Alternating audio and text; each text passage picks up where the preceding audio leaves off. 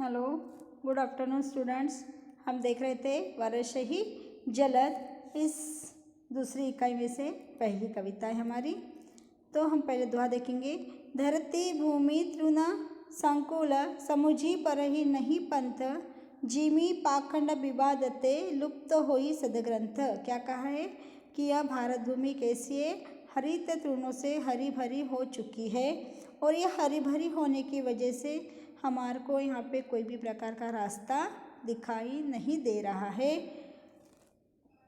सारे रास्तों के ऊपर हरी भरी घास फैली हुई है। जिमी पाखंड विवादते लुप्त हुई सदग्रंथ। और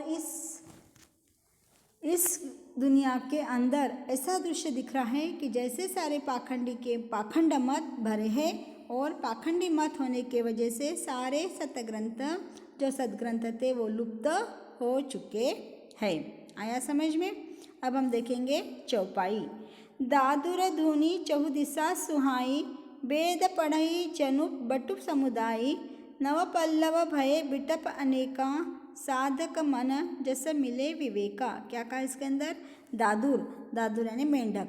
मेंढक की ध्वनि चारों दिशाओं में हमें सुहानी लगती है। कब? जिस समय बारिश का मौसम होता है, वर्षा काल होती है, उस समय में चारों दिशाओं में मेंढक आते हैं, और मेंढक की आवाज़ हमको सबको सुनाई देती है और हमको सुहानी सी लगती है। वेद पढ़ई जनु बटु समुदायी। ऐसा लगता है कि मानव विद्यार्थियों का समुदाय यानी समूह वेद पाठ कर रहा है। ऐसा लगता है कि जैसे विद्यार्थियों का समूह वेद पाठ पढ़ रहा है। नव पल्लव भय बिटप अनेका।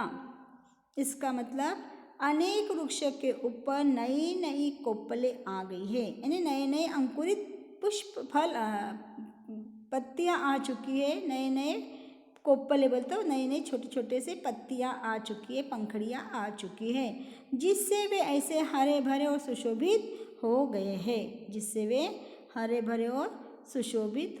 नव पल्लव भय बिटप अनेका।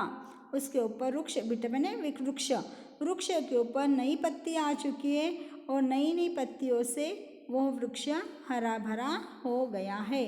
साधक मन जैसे मिले विवेका। और ऐसे हरे भरे होने से वो सुशोभित हो चुके हैं, जैसे साधना करने वाले किसी व्यक्ति का मन ज्ञान प्राप्त करके प्रफुल्लित हो जाता है।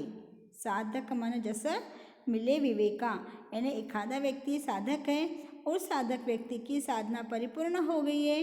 उसकी साधना परिपूर्ण होने से उसका ज्ञान उसने बहुत सारा प्राप्त कर लिया है, और जब ज्ञान प्राप्त हो गया तो उसके पास में उसका मन कैसा हो गया? प्रफुल्लित हो चुका है।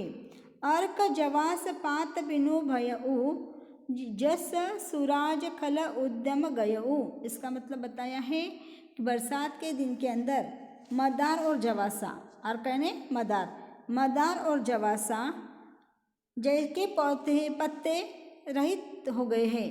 ये झाड़ों के पत्ते सारे निकल चुके। बरसात के दिन में झाड़ों को पत्ते नहीं आते। पौधे कैसे हो गए? पत्ते से रहित हो गए हैं। ये पेड़ को पत्ते ही नहीं है।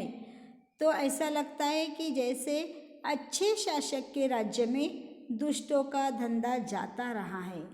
क्या हो गया?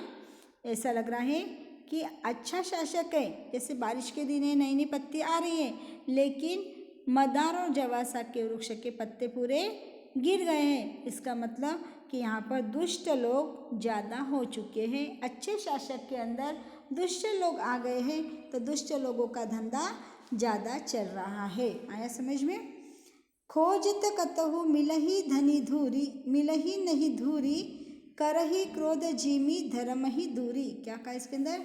धूल खोजने पर भी कहीं कहीं नहीं मिलती, कहीं भी हमें धूल नहीं मिल रही। खोजत कतहु मिली नहीं धूरी, धूरी यानी धूल। हम इतना ढूंढ रहे हैं, लेकिन हमको कहाँ पर भी धूल नहीं दिखाई दे रही। क्यों? क्योंकि उस समय मौसम कौन सा था? बारिश का मौसम था। तो बारिश का मौसम होने की वजह से हमको कहीं पर भी धूल दिखाई नहीं दे रही है। करही क्रोध जिमी धर्म ही दूरी। जिस प्रकार क्रोध को धर्म दूर कर देता है, जैसा क्रोध को धर्म दूर कर देता है, उसी प्रकार वर्षा होने से धूल को नष्ट कर देता है। वर्षा धूल को नष्ट कर देती है। आया समझ में कि वर्षा है तो वर्षा धूल को नष्ट कर रही है। और उसी प्रकार जिस प्रकार से धर्म क्रोध को दूर करता है, उसी प्रकार वर्षा धूल को नष्ट कर देती है। आया समझ में?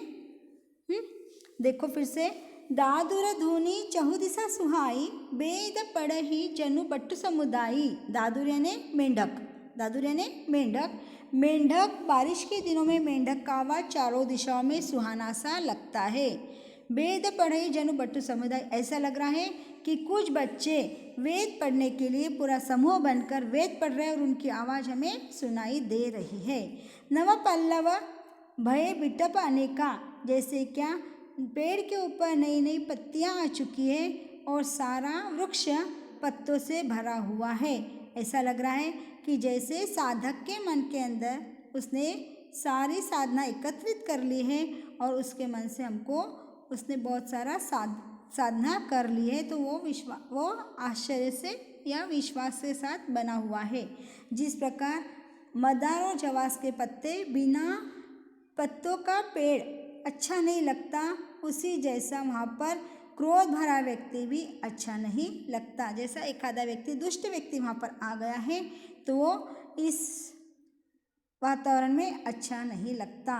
और इस बारिश के दिनों में पूरी जगह हम ढूंढ चुके हैं, लेकिन हमको धूल कहीं पर भी दिखाई नहीं दे रही। उसी प्रकार जहाँ पर धर्म है वहाँ पर से सारा क्रोध नष्ट हो चुका है। आया समझ में?